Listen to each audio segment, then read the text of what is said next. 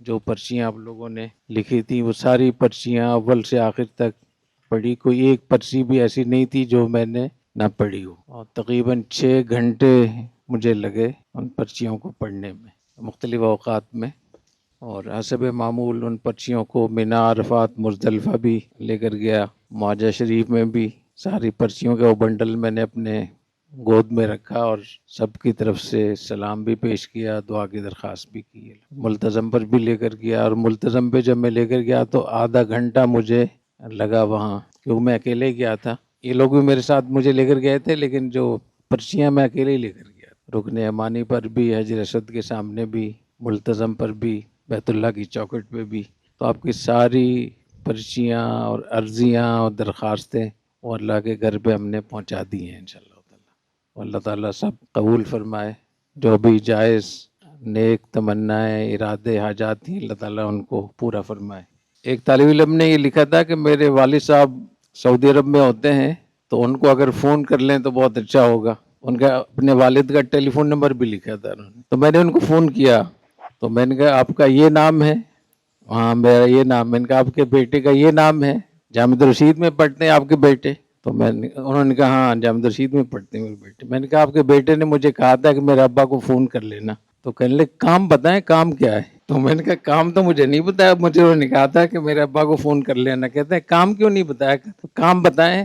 میں کیا کروں پھر؟ تو میں نے کہا بس یہی کام انہوں نے مجھے کہا تھا، تو بس بہت شکریہ آپ کا، جزاکم اللہ۔ تو جنہوں نے ٹیلی فون نمبر لکھا تھا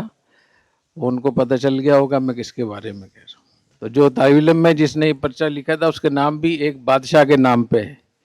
تو وہ بھائی بادشاہ کا باپ تھا نا، تو مجھے یاد آیا حضرت مولانا مفتی شہید اللہ صاحب جو ہمارے شاگرد تھے نا یہاں بھی جامع رشیدیہ فینی میں، ماشاءاللہ آج کل وہاں بڑا ادارہ ہے، تو رات میں نے ان سے کہا کہ حضرت مفتی عبدالسلام صاحب کے پاس جانا ہے نیو ٹاؤن میں، تو مقصد یہ تھا، کوئی مسئلہ نہیں ہے، وہ دیکھ رہے ہیں ادھر سے کچھ آواز آ رہی، تو میں نے ان سے کہا تھا کہ صبح میں مفتی عبدالسلام صاحب کے پاس جانا نیو ٹاؤن میں، تو ایک مسئلے سے متعلق بات کرنی تھی۔ میرا خیال یہ تھا کہ وہ فجر کے بعد ایسا نہ ہو میرے بتائے بغیر کہیں چلے جائیں،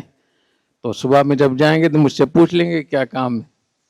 تو ویسے ہی چلے گئے۔ تو وہاں سے پھر مفتی عبدالسلام صاحب کا فون آیا مجھے، حضرت مفتی عبدالسلام صاحب معلوم نہیں حیات ہیں یا فوت ہو گئے ہیں، تو بڑے مفتی تھے نیو ٹاؤن کے، اور وہ بھی بنگلہ دیش کے تھے ماشاءاللہ۔ تو کہنے لگے کہ مفتی شہید اللہ صاحب یہاں آئے ہوئے ہیں اور وہ کہہ رہے ہیں کام نہیں بتایا، صرف مجھے بھیجا ہے۔ وہ بڑا اچھا انہوں نے جو ہے نا، وہ جب میں نے فون کیا ان کو کہ آپ کے بیٹے نے مجھے کہا تھا کہ اب میرے ابا کو فون کر لینا،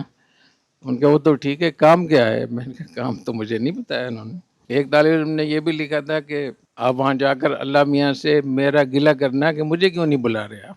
آخر میں نے کیا قصور، اس میں الفاظ تھے آخر میں نے کیا قصور کیا۔ ایک طالب علم نے بالکل چھوٹا سا پرچہ تھا، میرے خیال میں مشکل سے وہ 2 انچ کا ہوگا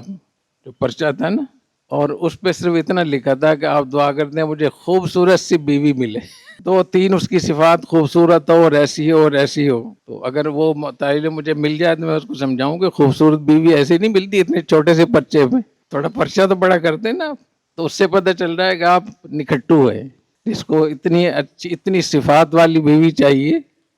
اس کو تھوڑا سا اپنا پرچہ بھی ٹھیک کرنا چاہیے، اس کو بتانا چاہیے کہ میرے اندر کوئی سلیقہ بھی ہے، کوئی طریقہ بھی ہے۔ تو بہرحال ہم نے تو وہاں دعا کر دی ان کے لیے۔ ایک طالب علم نے لکھا تھا کہ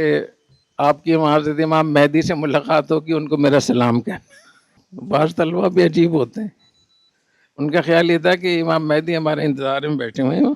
ایک دفعہ ایک کلیت الشریعہ کے طالب علم مجھے حرم شریف میں ملا، مسجد حرام میں، تو مجھے کہنے لگے کہ میں تو اس دفعہ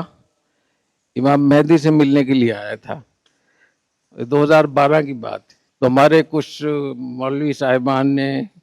ڈیٹ بھی دے دی تھی کہ 2012 میں امام مہدی آئیں گے، تو وہ بیچارے یہاں سے حج کرنے گئے کہ وہاں ملاقات ہوگی ان سے، تو میں نے کہا ان کو ڈیٹ تھوڑی سی لمبی دینی چاہیے تھی، اتنی جلدی ڈیٹ دے دی۔ تو بہرحال آپ حضرات کی جتنی بھی پرچیاں تھیں الحمدللہ میں نے پڑھی بھی، اور ان کو میں نے کافی محظوظ بھی ہوا میں پڑھ کر،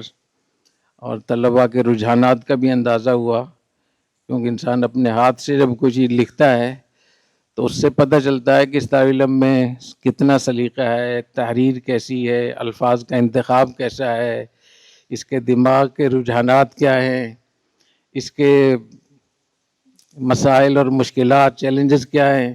اس سے آدمی کو اندازہ ہو جاتا ہے۔ تو جہاں اور بہت سارے فوائد